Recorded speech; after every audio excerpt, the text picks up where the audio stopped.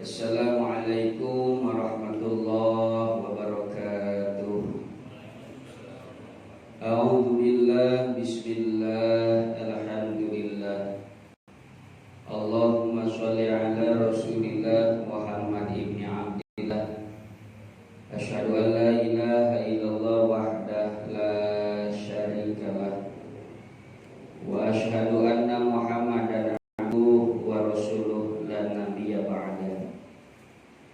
Qala ta'ala fil Qur'anil Karim, a'udzu billahi minasyaitonir rajim. Bismillahirrahmanirrahim.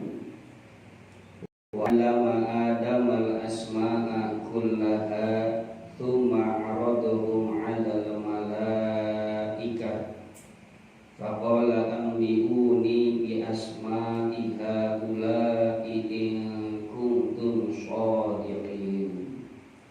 Qalu subhanaka la ilma lana illa ma 'allamtana innaka antal alimul hakim. Qala Rasulullah sallallahu alaihi wasallam, sayati zamanun ala ummati yafirruna minal ulama'i wal fuqaha'i fayabtaliyahumullahu ta'ala bisalasi balayatin. Awaluha yarfa'ul barakati min kasbihim, wasaniyatu yusallitullahu ta'ala alaihim sultanan zalima, wasalisatu yakhrujuna minad dunya bil ghairi iman. Ayyuhal hadirun ittaqullaha haqqa tuqatih wa la tamutunna illa wa antum muslimun. Puja puji syukur kehadirat Allah, Allah Tuhan kita, la ilaha illa huwa, tidak ada Tuhan kecuali Dia. Allah yang telah memberikan kita banyak nikmat. Yang paling penting, yang paling utama adalah nikmat iman, Islam dan sehat badan. Sehingga dengan nikmat-nikmat yang Allah berikan kepada kita, alhamdulillah, pada malam Selasa ini rutinan kita talab ilmu atas izin Allah dan nikmat dari Allah. Alhamdulillah kita semua bisa kumpul kembali bersama di Mushola Nurul Yaqin dalam rangka talab ilmu alias ngaji. Mudah-mudahan pengajian kita mendapatkan ridho dan berkah dari Allah Subhanahu wa ta'ala.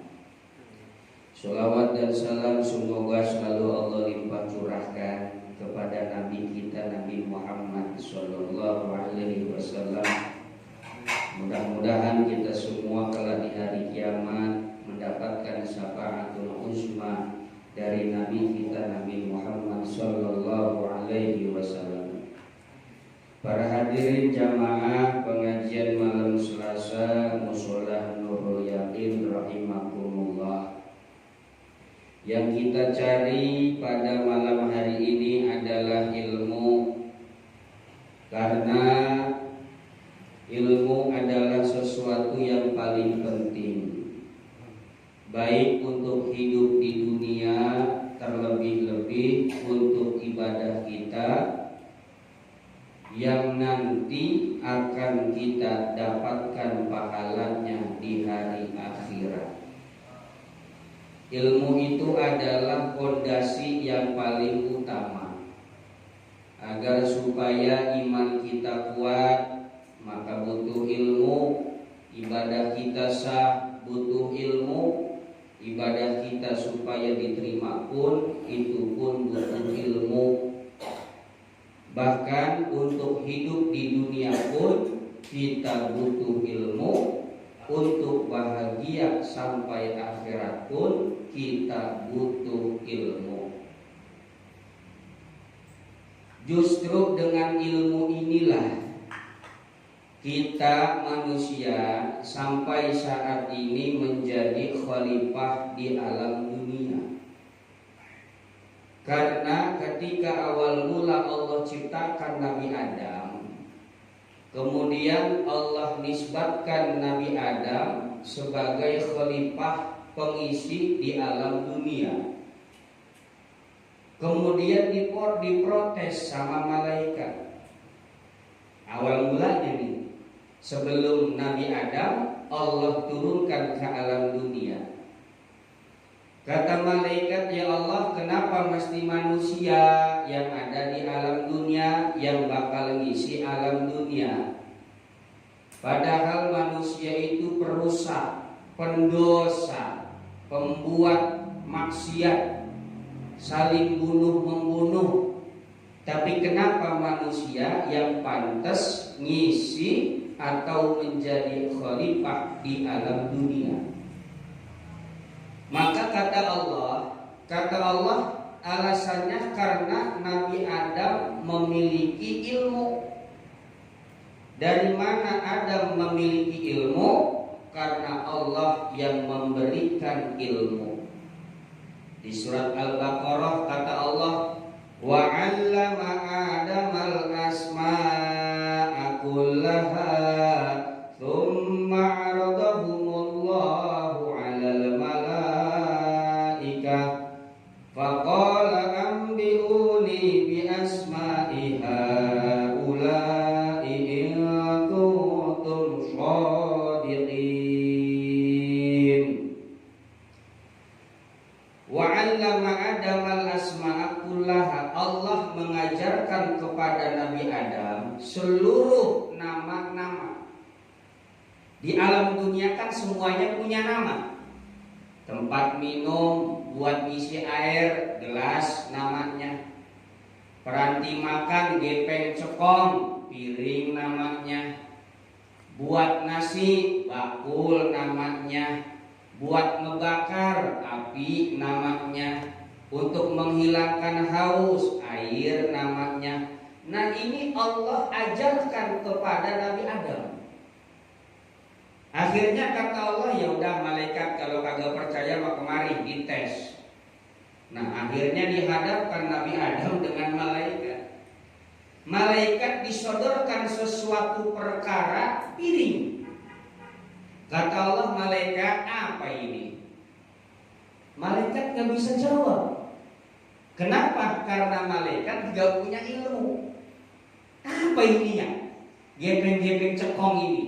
Kata Allah, ini buat makanan. Apa ini? Gak tahu malaikat. Malaikat, ayo jawab. Apa ini? Gak bisa jawab. Karena tidak Allah beritahu. Nyerah malaikat, nyerah ya Allah. Malah kata malaikat, qalu subhanaka la ilma lana illa ma 'allamtana innaka antal alimul hakim. Subhanaka, maha suci Engkau ya Allah. La ilma lana illa ma 'allamtana. Kami tidak memiliki ilmu melainkan apa yang Engkau ajarkan. Jadi enggak tahu malaikat, enggak tahu ya Allah. Nah, kalau nggak tahu, saya serahin sama Adam. Dam, apa ini dam? Jika Nabi Adam piring, bener Nabi Adam. Disodorin lagi sesuatu perkara, malaikat, apa ini? Nggak tahu malaikat. Adam jawab, jika Nabi Adam iki mah bakal minum gelas arane, bener. Jadi sekian perkara disodorkan kepada malaikat, malaikat nggak tahu, tapi Nabi Adam mah tahu, karena wa 'allama Adam al asma'a kullaha. Allah memberitahukan kepada Nabi Adam seluruh nama-nama yang ada di alam dunia. Nah, dikono sadar malaikat, iya benar ya, ternyata manusia yang pantas ngisi dunia mah. Karena manusia mah punya ilmu. Jadi salah satu sebab kenapa kita manusia sing bakal mengisi alam dunia, karena manusia Allah bekali dengan ilmu. Maka kita pun sebagai manusia ketika terlahir tidak ada ilmu, maka hidup kita untuk mencari ilmu. Jadi bukan malaikat yang pantas. Dunia bisa ramai karena manusia. Kenapa? Karena punya ilmu. Manusia bisa bikin rumah, bisa bikin motor, bisa bikin mobil, bisa membuat barang-barang, benda, bangku, meja, jalan raya, jalan tol, dan sebagainya. Coba, namun malaikat ngisi alam dunia, sepi alam dunia, monoton. Karena malaikat tidak Allah berikan ilmu. Maka itulah salah satu sebab kenapa manusia yang berhak menjadi khalifah, karena manusia Allah berikan ilmu. Maka penting ilmu. Nabi Sulaiman pernah disodorkan 3 perkara khuyira Sulaiman. Nabi Sulaiman disodorkan 3 perkara. Kata Allah, Sulaiman pilih 1 di antara 3. Pertama dunia alias harta.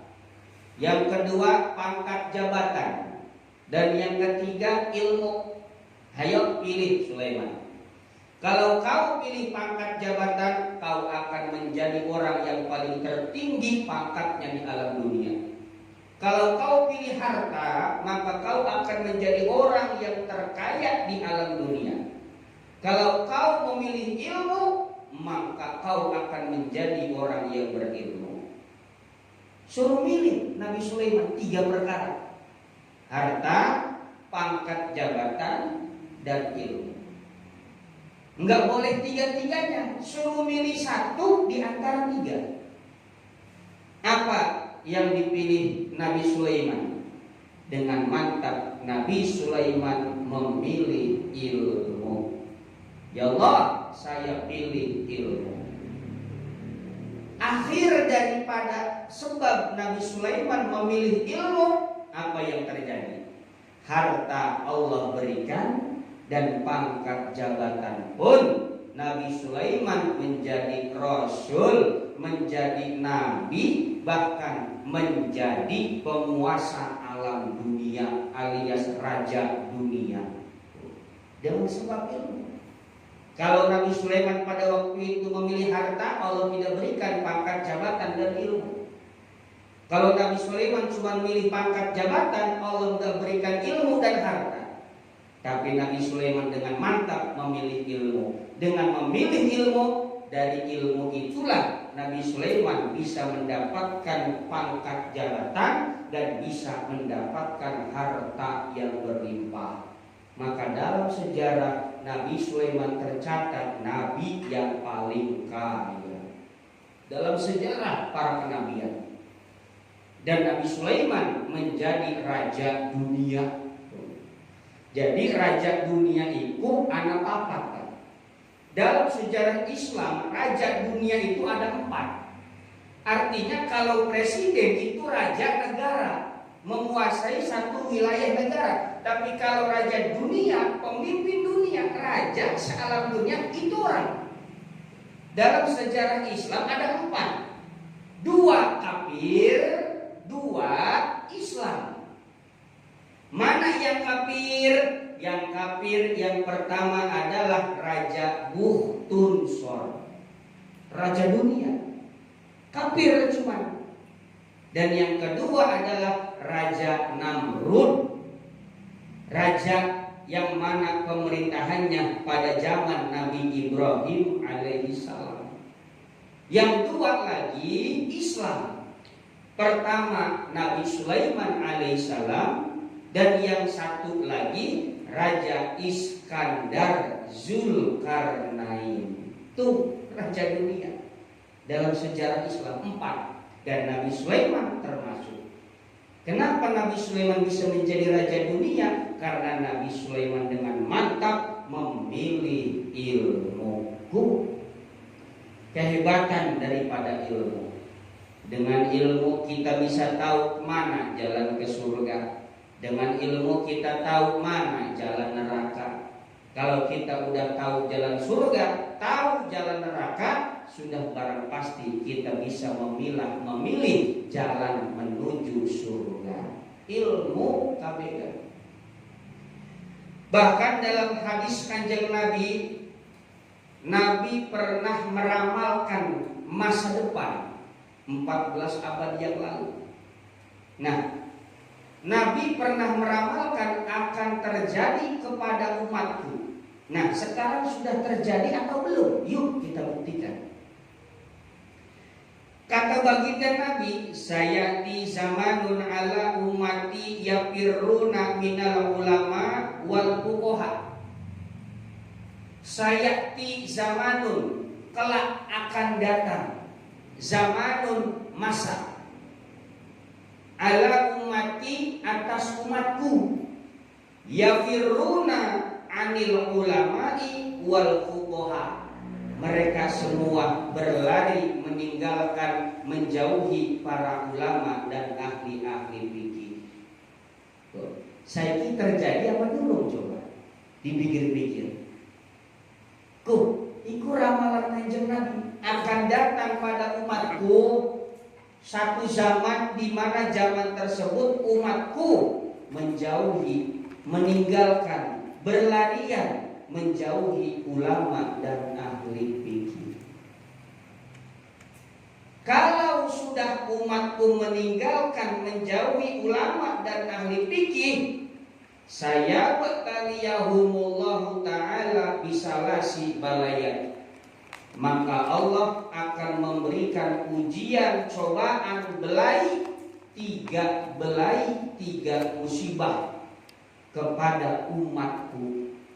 Namun umat kita, jika Nabi meninggalkan, menjauhi para ulama dan ahli fikih, maka Allah akan memberikan 3 belai.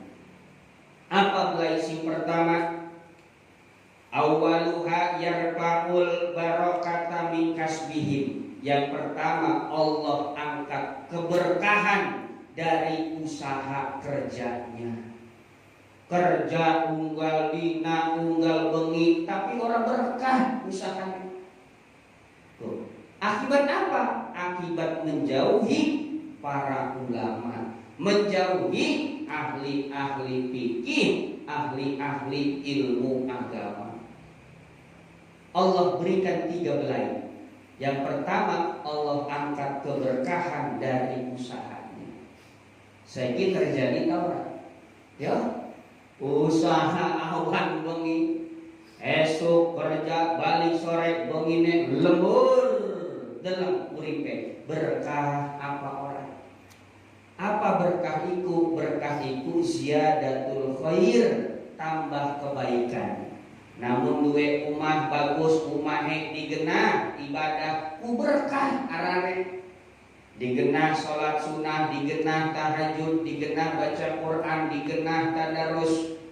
Namun dua mobilnya digenah ibadah, digenah silaturahmi, digenah pengajian, digenah menuju tempat ibadah. Kalau punya motornya dipakai ibadah. Kalau punya duitnya pun dipakai ibadah. Badan sehat, anak istri pun sehat. Hidup berkah, sakinah, mawaddah. Namun kerjaannya berkah. Tapi kalau kita meninggalkan ulama, menjauhi ulama, bahkan menjauhi ahli fikih, Allah akan angkat keberkahan dari usahanya. Akibat apa? Yafiruna anil ulama wal fuqaha. Jauh dari ulama, jauh dari ahli fikih. Maka Allah akan cabut keberkahan dari hasil usahanya. Orang percaya, bukti akan. Orang yang kita sukses jajal, tunggu 5-10 tahun ke depan. Jatuh pokoknya. Kenapa? Karena tidak ada berkah. Kenapa tidak berkah? Karena menjauhi ulama, menjauhi ahli-ahli fikih, orang yang memiliki ilmu ibadah. Lalu buktikan. Pertama, belai pertama, Allah angkat keberkahan dari usahanya. Akibat daripada menjauhi ulama-ulama dan ahli fikih. Belai yang kedua, wasaniyatu yusallitullahu ta'ala alaihim sultanan zalima. Kata Nabi, apabila umatku nanti menjauhi ulama, menjauhi ahli fikih, maka akan aku berikan belai musibah yang kedua. Apa itu? Yusallitullahu ta'ala alaihim sultanan zolima. Allah akan beri pemimpin dari kampung, dari negara tersebut, pemimpin sing jolim. Namun ning desa lurahe jolim. Kalau wilayahnya satu kecamatan, camatnya jolim. Namun memang satu kabupaten, bupati nek jolim. Namun memang satu provinsi, wali kotanya zolim. Kalau satu negara menjauhi ulama, menjauhi ahli fikih, maka presidennya bakal Allah berikan presiden sing jolim. Jauh orang ngaruh pemimpin jolim mah ngaruh Pak. BBM naik yang orang ngaruh tayo. Ayo. BBM naik, iki naik, iku naik, kerusuhan di mana-mana. Hukum acak-acakan. Namun jika di MG mah hukum undang-undang kita itu kayak belati, kayak pisau, tajam ke bawah, tumpul ke atas. Artinya apa? Hukum kalau untuk orang-orang miskin tajam, langsung disidak, langsung diselesaikan. Tapi kalau untuk orang-orang yang memiliki pangkat tinggi, tumpul. Artinya apa? Tidak berlaku hukum undang-undang negara. Akibat apa? Akibat Allah berikan pemimpin yang zalim. Kenapa bisa Allah berikan pemimpin yang zalim? Karena manusianya telah menjauhi para ulama dan ahli fikih. Belai, musibah, sungguh musibah besar. Dua. Sing ketiga, nauzubillah min dzalik, berbahaya. Tiga paling parah. Wasalisatu yakhrujuna minad dunya bi ghairi iman. Orang yang menjauhi ulama, menjauhi ahli fikih, yakhrujuna minad dunya bi ghairi iman, ketika ruh keluar dari jasad, meninggalkan alam dunia masuk ke dalam akhirat, ketika keluarnya roh, Allah cabut imannya. Keluar dari dunia ghairi iman, tanpa membawa iman, alias murtad. Na'udzubillahi min dzalik. Iki sing berbahaya iki. Karena tidak ada yang tahu ketika kita sakaratul maut sampai meninggal bahwa iman atau tidak kecuali diri kita dan Gusti Allah. Namun masyarakatlah orang-orang yang hadir husnuzon. Selama KTP-nya Islam, udah Islam. Kan begitu. Iman sama Allah, iman sama Nabi. Tapi dalam-dalamannya nggak tahu apakah dia keluar dari dunia ini iman atau tidak membawa iman. Bisa tidak membawa iman? Bisa. Karena ini bukti dari Nabi. Karena ulah akibat sendiri menjauhi ulama dan menjauhi ahli-ahli fikih. Belai yang ketiga, ketika matinya tidak membawa iman. Na'udzubillahi min dzalik. Padahal kematian ini adalah finish antara kita selamat atau tidak di akhirat. Bawa iman, selamat. Kagak bawa iman, celaka. Maka agar supaya kita keluar dari alam dunia membawa iman, salah satu resepnya Nabi kasih tahu. Apa? Jangan jauhi ulama, jangan jauhi ahli-ahli fikih. Karena kalau kita menjauhi ahli fikih, menjauhi para alimil ulama, maka Allah akan cabut iman kita ketika kita keluar dari alam dunia. Na'udzubillahi min dzalik. Berarti sangat berpengaruh kedekatan kita dengan ulama, sangat pengaruh. Karena kemana lagi kita mencari ilmu ibadah, mencari penguat iman, selain daripada kita mendekati para alimil ulama, para ahli fikih, agar supaya kita tahu bagaimana wudu, bagaimana sholat, bagaimana ibadah, bagaimana halal, bagaimana haram, agar literatur kehidupan kita menjadi teratur, punya rem dan ngegas ketika pada saatnya. Ketika halal, gas. Wajib, gas habis. Sunnah, gas. Ketika haram, rem. Kalau kita punya ilmu dan tempat kita mencari ilmu adalah para alimil ulama dan para ahli-ahli fikih. Jangan jauhi ulama, jangan jauhi ahli fikih. Karena pada diri ulama, pada diri ahli fikih terdapat ilmu agar supaya kita bisa selamat dunia akhirat. Terdapat ilmu bagaimana kita bisa terasa dekat dengan Allah. Terdapat ilmu yang bisa menenangkan hati kita. Maka kata Al-Quran, Allah berkata, Qul hal yastawiyal ladzina ya'lamun wal ladzina la ya'lamun.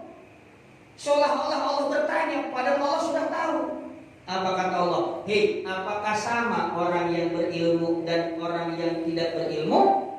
Jelas beda. Maka kata Allah, fas'alu ahla dzikri kuntum la ta'lamun.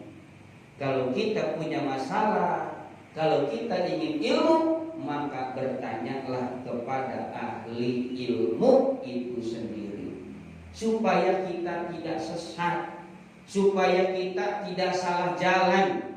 Maka kita bertanya kepada ahlinya, bagaimana wudu, bagaimana sholat, bagaimana puasa, bagaimana membaca Al-Quran, bagaimana ibadah-ibadah, bagaimana cara meninggalkan yang haram, supaya termotivasi semangat melakukan yang wajib, melakukan yang halal. Maka solusinya adalah kita bertanya kepada ahlinya, alias para alimil ulama. Beda nih, dekat sama ulama sama jauh dari ulama, beda. Ditambah Pak, ada hadis. Hadis ini luar biasa, pantas kata Nabi jangan jauhi ulama, jangan jauh ahli fikih. Kenapa? Kalau kau jauhi, 3 belainya yang tadi. Gimana kalau kita dekat? Kata Nabi, man jalasa indal alim sa'atin. Barang siapa jalasa indal alim, duduk bersanding, duduk bareng sama orang alim, sa'atain, minimal 2 jam. Minimal 2 jam. Menurut penafsiran ulama hadis, yang lapan ini merujuk kepada ukuran waktu 1 jam. Maka sa'atain ini 2 jam. Ada yang merujuk bahwa sa'atain ini 2 saat.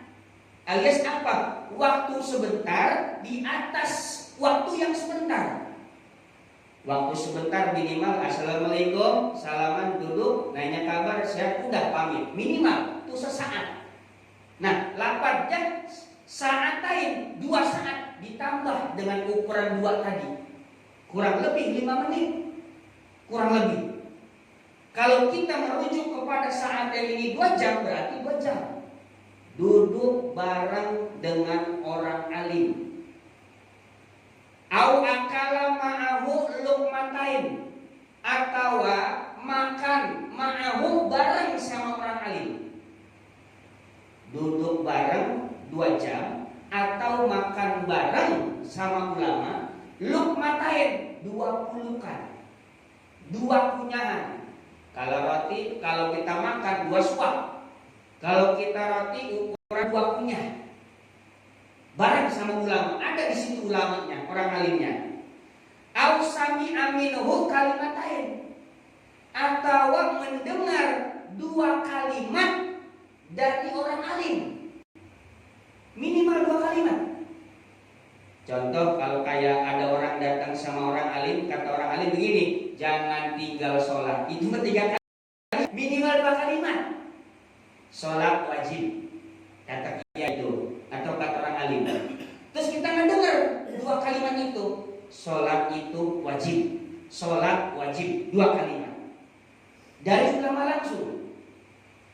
Au masya ma'ahu khotwatain, atau khotwatain minimal 2 langkah. Padahal nggak mungkin mungkin kita jalan bareng sampai 2 langkah, nggak mungkin. Tapi ini Nabi mengisyaratkan minimal jalan bareng sama orang alim 2 langkah. Apa yang akan Allah berikan?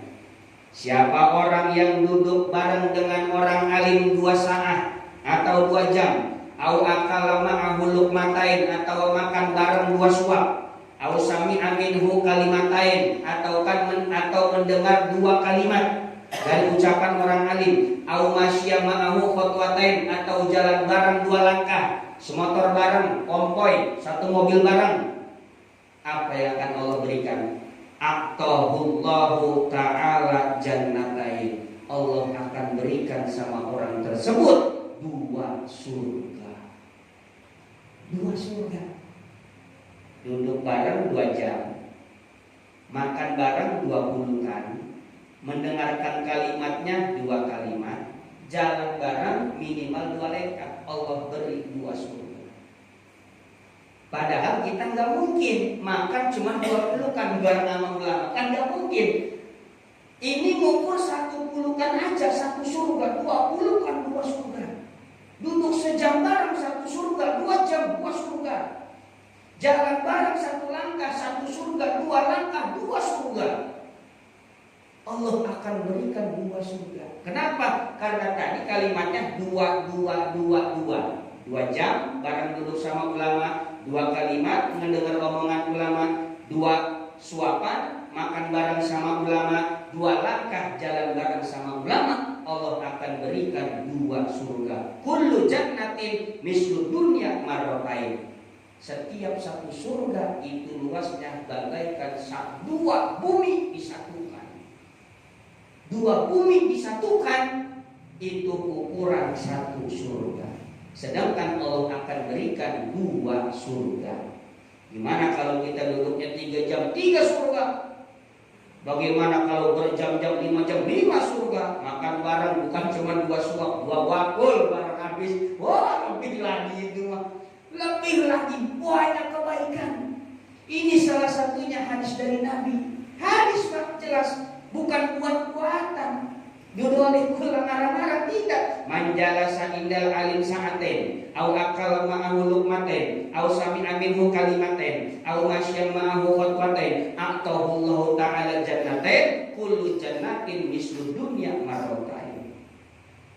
Pantas kata Nabi, jangan jauhi ulama. Kudunya mah duduk bareng sama ulama, makan bareng sama ulama, jalan bareng sama ulama, duduk bareng mendengarkan omongan-omongan ulama orang alim. 2 kalimat aja 2 surga. Apalagi ngomong tuh kiai sejam 2 jam. Oh, berapa kalimat itu? Kita dengerin langsung kan begitu. Banyak waktu jika Nabi. Memang efeknya tidak kita dapatkan sekarang, nanti di akhirat. Buktikan, ayo kita buktikan sama-sama. Justru di alam dunia ini tempat kita berladang. Banyak tanam, banyak menanam agar supaya kita banyak menuai, banyak manen di alam akhirat. Sengaja dirahasiakan sama Allah. Kenapa? Karena Allah pengen tahu mana yang iman, mana yang tidak, mana yang percaya, mana yang tidak. Kalau Allah buktikan saat ini, waktu nggak ada orang kafir, nggak ada orang-orang yang malas ibadah, nggak ada. Makanya Allah rahasiakan. Ditambah karena memang alam dunia bukan tempat pembalasan. Nanti pembalasan di alam kedua alias alam akhirat. Alam ini adalah alam kita untuk mencari, untuk melakukan kebaikan yang telah Allah tentukan, yang telah Nabi kita Muhammad SAW sabdakan. Tuh, iya, pantas jangan jauhi ulama. Sekarang orang-orang kita banyak menjauhi ulama. Apa yang mereka dekati? Orang-orang kaya, yang banyak duit, yang menguntungkan. Padahal hanya menguntungkan di alam dunia, belum tentu menguntungkan di alam akhirat. Tapi kalau ulama sudah jelas disabdakan oleh Nabi, dekatnya tadi banyak pahala. Kita jauhi, awas 3 belanya. Tuh, jadi sudah Allah kasih tahu. efek resikonya kalau meninggalkan, dan efek resikonya kalau mendekati para alimil ulama. Tuh kata Nabi. Dan ternyata segitu kealimil ulamanya. Dalam hadis lain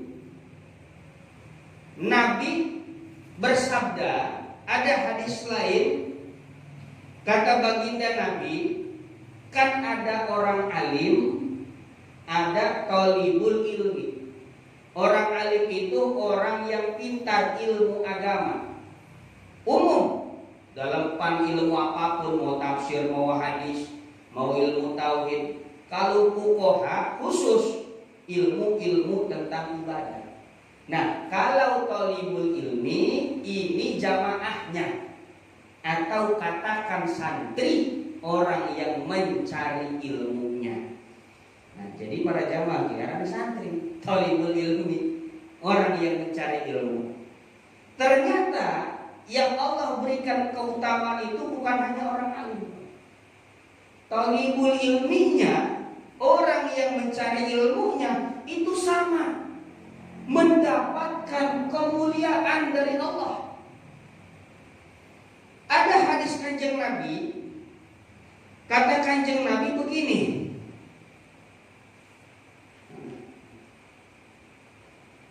kata baginda Nabi, man anfaqo dirhaman ala talibil ilmi pakaan nama anfaqo misla jabali uhudin minaz zahabil ahmar fi sabilillah. Apa artinya? Man anfaqo, barang siapa yang menafkahkan hartanya, sedekah harta, dirhaman, minimal sedirham. Sedirham itu ukuran uang yang paling kecil yang adatnya laku. Kalau di kita berapa yang laku? 2.000 lah katakan.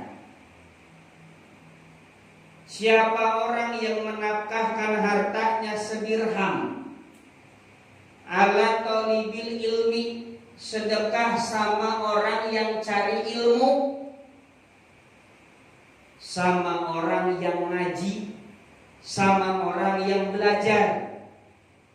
Paka'anna ma'an pakomis lajabali uhudin minadzahabil ahmar fi sabilillah. Orang yang menafkahkan hartanya sedirham sama orang yang ngaji, itu percis sedekah sedirhamnya, pahalanya percis kayak sedekah emas seukuran gedenya gunung Uhud. Gede gunung Uhud itu. Gunung Uhud menjadi emas yang berwarna merah, kemudian disedekahkan. Itu pahalanya sama seperti orang yang sedekah 1 dirham sama orang yang lagi mencari ilmu, sama orang yang ngaji. Ini contoh jelas lagi. Sing sedekah teh, sedekah makanan, tinggi pahalanya percis kayak sedekah emas segede gunung Uhud berwarna merah. Coba bayangkan, tuh segitu sedekah sama tukang ngaji, sama santri, sama jamaah. Kok mau kiai ini? Kalau menurut ya, tuh sama talibul ilmi aja, sama orang yang ngajinya, sedekah kita 1 dirham.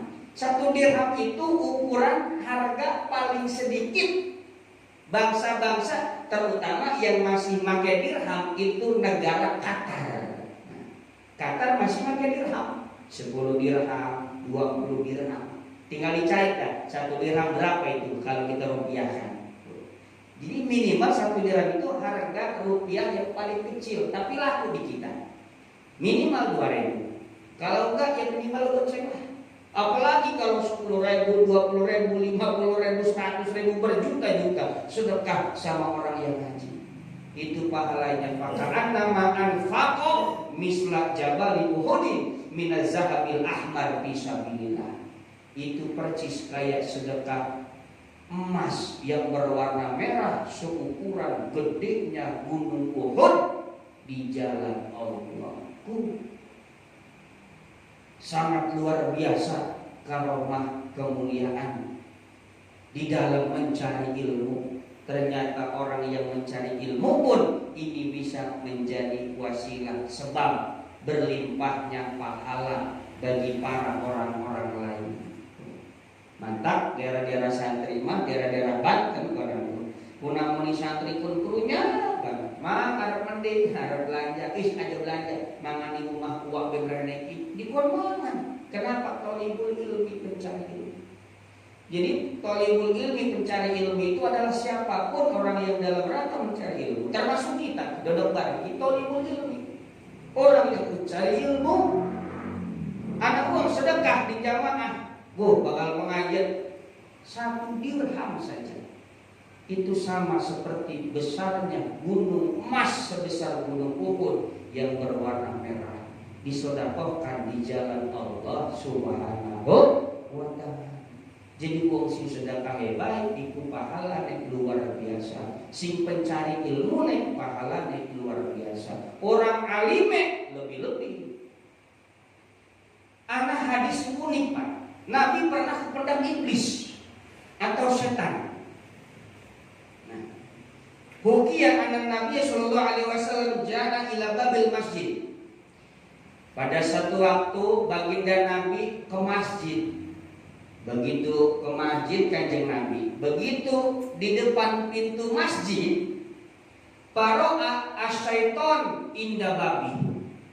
Nabi melihat setan di pinggir pintu berdiri setan. Nabi bisa melihat, ada setan, kata Nabi, nangkring baik di dekat pintu. Terus Nabi nanya, faqala sallallahu alaihi wasallam, ya iblis mata sunauhuna. Kata Nabi, iblis, setan, lagi apa lo di dekat pintu masjid, berdiri baik. Kaget Nabi. Kenapa? Karena di dalam itu ada orang yang lagi sholat, tapi dia malah nongkrongnya di pintu. Kudunya makan masuk ke dalam, ngegoda orang yang lagi sholat. Tapi ini mah Nabi ketemu setan di luar pintu. Maka Nabi nanya, ma tasna'uhuna, iblis, lagi apa sih rakun? Dodok ngelawang, nangkring ngelawang masjid kun. Apa kata setan? Faqala syaitan. Kata setan, uridu an adkhulal masjid wa afsada sholata hadzal musalli walakin akhafu min hadzal rajulin naim. Ya Rasul, saya ini rencananya mau masuk masjid karena tuh ada orang lagi sholat tuh. Saya mau ganggu tuh orang lagi sholat. Saya mau ganggu itu orang lagi sholat, tapi saya nggak jadi. Kenapa emang tuh di pojok masjid ada orang lagi tidur? Kaget Nabi. Setan nggak berani masuk masjid ngegoda orang sholat gara-gara ada orang tidur. Lah bingung Nabi. Nah terus kata Nabi, ya iblis, lima lam takhab minal musalli wa huwa fil ibadah wal munajah min rabbi wa takhabu minan naim wa huwa fil ghaflah. Hei iblis, lima lam takhab minal musalli, kenapa kau enggak takut sama orang yang lagi sholat? Min hadar rajulin naim, daripada ini orang yang tidur. Kenapa kau lebih takut sama orang yang lagi tidur ini daripada orang yang lagi sholat? Padahal orang yang lagi sholat lagi munajat sama Allah, lagi ibadah vertikal langsung sama Allah. Tapi kenapa engkau enggak takut sama orang yang sholat, tapi malah takutnya sama orang yang tidur? Bingung. Apa kata setan? Kata setan, faqala asyaiton, al-musalli jahilun wa ibsaduhu ashalu walakin an-naimu alimun idza aghwaitul musalli wa absatu sholatahu akhafu min yaqzatihi wa islahihi ajilan. Ya Rasul, mantak saya lebih takut sama orang yang ini lagi tidur. Memang betul, orang tidur sedang lupa, sedang tidak zikir, sedang lupa dengan Allah. Tapi kalau orang lagi sholat, lagi vertikal langsung sama Allah, lagi munajat. Tapi saya nggak takut sama orang yang lagi sholat, lebih takut sama orang yang ini lagi tidur. Kenapa? Karena sesungguhnya orang yang tidur ini adalah orang alim, orang yang memiliki ilmu yang tinggi. Sedangkan orang yang sholat, orang yang bodoh. Bukan tidak mudah bagi saya menggoda orang yang lagi sholat kecil. Saya tinggal masuk, empos kupingnya, lupa dia dengan sholat. Maka saya nggak takut sama orang yang lagi sholat. Saya lebih takut sama orang yang lagi tidur. Kenapa saya nggak masuk? Saya takut kalau saya masuk nanti orang yang tidur ini, yang alim ini bangun. Terus ketika bangun melihat orang yang lagi sholat, sholatnya rusak, nanti dia benerin. Makanya itu mantak saya takut sama orang yang tidur ini, karena dia orang alim. Kalau dia bangun terus melihat orang yang lagi sholat, sholatnya pada rusak, rukunya salah, fatihahnya salah, takut dibenerin sama nih orang alim. Ketika dibenerin sholat orang itu, maka sholat orang tersebut menjadi sholatnya sholat yang sah, sholat yang lebih baik karena berdasarkan ilmu. Maka itulah sebab saya lebih takut sama orang yang tidur ini daripada orang yang sholat. Kenapa? Orang-orang yang sholat ini adalah orang-orang yang bodoh. Sholatnya lihat rukunya, lihat sujudnya, lihat fatihahnya. Tapi orang yang tidur ini dia orang alim. Takut nanti dia bangun, terus dia ngebenerin sholatnya orang-orang yang rusak. Itu salah satu kehebatan daripada ilmu. Orang alim lebih ditakuti oleh setan daripada orang bodoh walaupun sedang ibadah. Tuh, Pak. Pentingnya ilmu dalam kehidupan kita. Pentingnya ilmu dalam tubuh kita, dalam diri kita, dalam hati kita, dan dalam pikiran kita. Agar supaya apa? Karena dengan ilmu hati kita akan tenang. Dengan ilmu mantap ibadah kita. Dengan ilmu akan muncul keyakinan kita dalam ibadah. Dengan ilmu akan semakin kuat iman Islam kita. Dengan ilmu di dunia hasanah wa fil akhirati hasanah, itu akan kita dapatkan. Tuh pentingnya ilmu. Memang ilmu mau konon apa? Singkula jelasakan mau ke ilmu. Malam Selasa yang lalu itu ilmu. Tapi rasakan ketika kita sudah tahu, terus kita praktekkan dalam ibadah kita, mantap ibadah kita. Salat kita mantap tanpa ragu, yakin sah. Kalau sudah yakin sah, harapan besar diterima oleh Allah Subhanahu wa ta'ala. Dan ditambah, terakhir sebelum buka tanya jawab, terakhir, di dalam kitab Tafsir Jalalain Hasyiatus Shawiyah 4 jilid, kata Syekh Jalaluddin, manusia itu kelak nanti di mana semakin tua dia akan semakin kembali kayak bocah. Los buktikan, aki-aki, nenek-nenek pada kembali kayak bocah. Lagune, kemudian tingkah lakune, bahasane, omonganane, namun kayak uspayah kama dicewoki maning kayak bebayi. Jaluk jajan segala kembali seperti bocah. Akal pikirannya, kegiatannya akan kembali. Semuanya kecuali illal alim, kecuali orang yang memiliki ilmu. Kalau orang yang memiliki ilmu makin tua dia tidak akan kembali kayak bocah. Malah semakin tua semakin matang ilmunya, semakin matang pikirannya, semakin matang ibadahnya. Kenapa? Karena dia yakini sebentar lagi akan menghadap Allah Subhanahu wa ta'ala. Lihat orang-orang yang berilmu. Wis jelas para kiai-kiai tua dalam. Oh, makin kuat Allah ini. Otaknya makin cerdas, makin kuat, pola pikir makin bijak, ibadah makin luar biasa. Kenapa? Karena di dalam tubuhnya ada ilmu. Tidak mesti kiai, kita pun bisa. Yang penting yuk ngaji terus-terusan. Biar tambah ilmu, tambah ilmu, tambah ilmu. Agar supaya apa? Agar supaya semakin tua, semakin tua, semakin tua, semakin mantap kita dalam ibadah. Semakin mantap kita untuk menghadap Allah Subhanahu wa ta'ala. Delok wong-wong semara ilmu. Bladeg tuane. Kadang-kadang wis tua ngaji ora salat ora napa bohong be. Masa di dunia bae. Padahal akhirat sudah di hadapan mata. Karena sudah melihat usia yang sudah tua. Tapi kenapa kau bisa seperti itu? Kembali bocah. Kenapa kembali bocah? Karena tidak memiliki ilmu. Di mana tidak memiliki ilmu bukan cuma diri pribadi ketika tua rusak, tapi dalam anak-anak kita lah kasih takzim ning dheweke, lah kasih hormat ning dheweke. Kenapa? Karena tidak ada ilmu, tidak ada amaliyah, tidak ada wibawa. Jangankan di hadapan masyarakat, di hadapan anak-anaknya pun tidak ada wibawa. Kenapa? Karena tidak ada ilmu.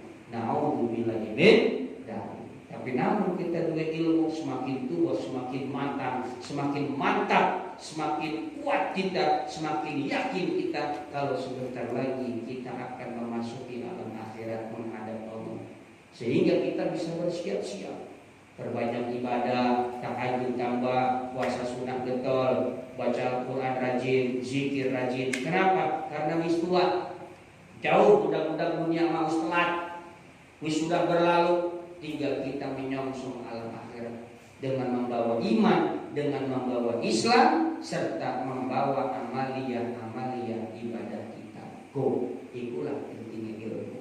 Maka jangan tinggalkan majelis ilmu. Karena begitu banyak kemuliaan yang Allah berikan di dalam ilmu. Wong alime, sing ngajine, sing sedekah bakal pengajianane, kabeh bakal kebagian rahmat sing Allah Subhanahu wa ta'ala.